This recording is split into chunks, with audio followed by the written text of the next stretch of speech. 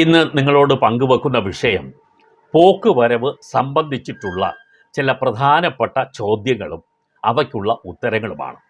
ചോദ്യോത്തര രീതിയിൽ അവതരിപ്പിച്ചാൽ അത് നിങ്ങൾക്ക് വേഗത്തിൽ മനസ്സിലാക്കാൻ കഴിയും എന്നുള്ളത് കൊണ്ടാണ് ഈ ചോദ്യങ്ങളും ഉത്തരവുമായിട്ട് തന്നെ അവതരിപ്പിക്കുന്നത്. പല ആളുകൾക്കും അറിയേണ്ട ഒരു വിവരമാണിത്.